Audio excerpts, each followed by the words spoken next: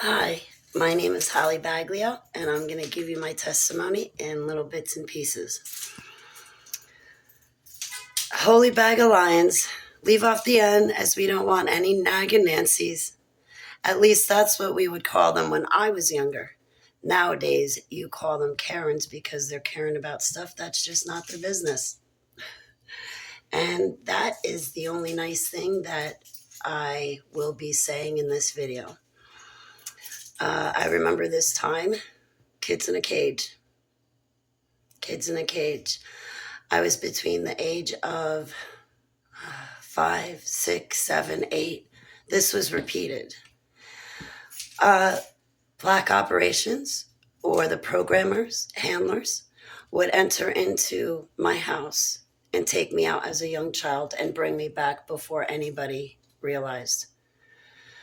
In my 20s, when I was used as a soldier and used for Project Seagate and various other assignments, missions, and projects, I'm drawing a blank.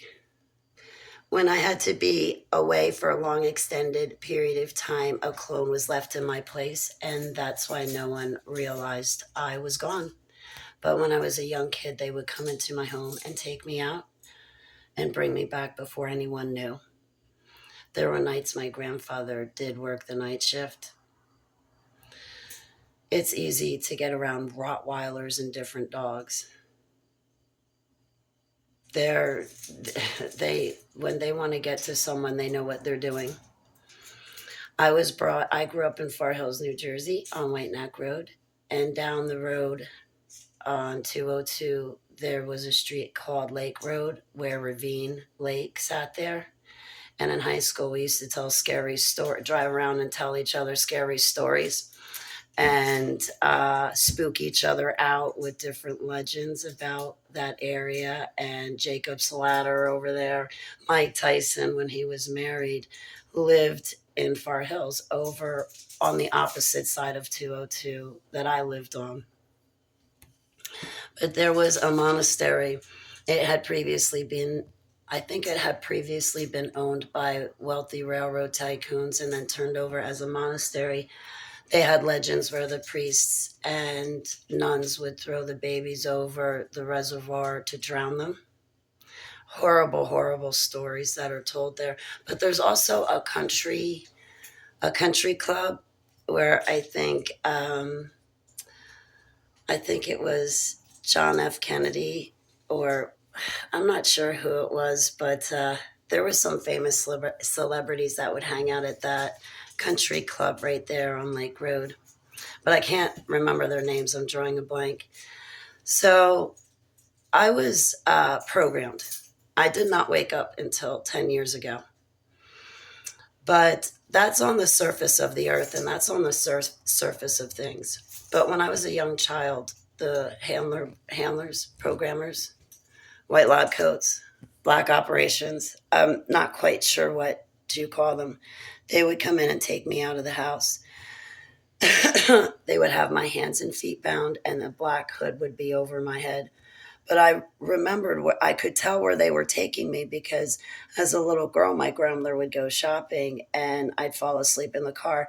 And I could always tell when she hit our road and we were home because of the curves and how she drove down the road and the sway of the car. Well, I remember paying attention to the sway of the car and I knew where they had taken me. And it was to a monastery on that road in Peapack. They brought me in to the front door. It was a man by the name of Mike, Mike, and that's all I know about him. Dark hair, dark eyes, wore black. Honestly, that's all I know. And he brought me in. We entered into the front room of this monastery. It's known as Blairsden, or formerly known as Blairsden. It's currently owned privately by a couple who have cameras all over, and they won't even let the neighbors hike on their property anymore. I know because back when I was 21, 22, I used to hike all around the property, and even when I was a teenager, but not to get off on a tangent and to stay focused. This handler brought me to the monastery.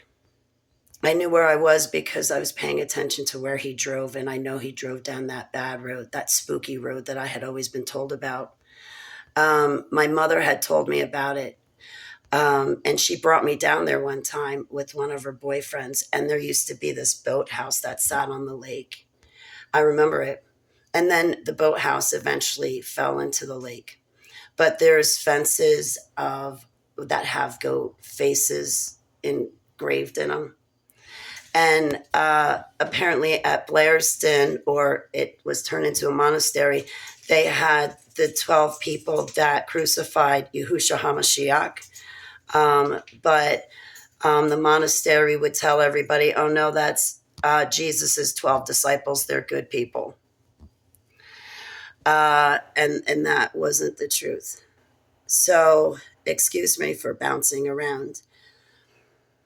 I was brought in the front door with a black hood over my head. Uh, my hands and feet were bound. I wasn't going anywhere. I could still take small little steps. It was like I was handcuffed. But I was brought in the front door and brought to the room on the left of this huge mansion, Blairston.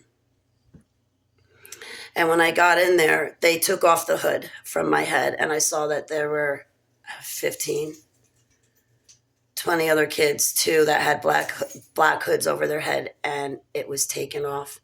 Again, I'd say the ages of 5, 6, 7, 8, and this happened often. There were adults there, men and women. Some of the adults took part of the kids and brought them to the room on the opposite side of the front door where we came in. So when I came in, we came into the front door and went left. Well, the adults took the kids and went into the rooms off to the right. And there I stayed with that small group of kids, and I saw drugs and alcohol and adults partying and getting naked and doing all sorts of weird things. Orgies, but also chants, dressed in costumes, and they had different objects. I guess looking back now, some of those objects were for sacrifices and rituals, and some of those objects were sex toys. Some of the kids did not make it home. I think it was predetermined that I would make it home because, again, they used me as a super soldier. Some people may say an augmented soldier. It goes back to transhumanism, but I will get into that in another video. Excuse me for jumping around on this topic. In the room where I was with the other part of the kids, the adults were getting naked and starting to do very weird things and weird music on. And there were a lot of adults. Again, it was people that had more money than God, wealthy railroad tycoons and their friends, people that you would not ordinarily see on television, but they're the ones with the money and power. And then there came Mike again, and he separated me from the group and took me away. And at this point, I'm going to stop this video, and I will come back to do a part 2. And again, thank you so much for your time. I implore you to go before Heavenly Abba Yahuwah. Test all spirits. Test everything, whether it's nailed down or not. And ask him for confirmations. And also, I pray against any retaliation attacks or demonic oppression because of these topics I'm talking about. I pray for the kids still locked in a cage. If you would like to contact me, please feel free to email me, but you can also find me on Facebook, YouTube, Gab, Twitter, Instagram, LinkedIn, and now TikTok. But TikTok is difficult for me to figure out, and I'm sorry for the people and the messages. TikTok is weird. Anyway, thank you again for your time. Shalom.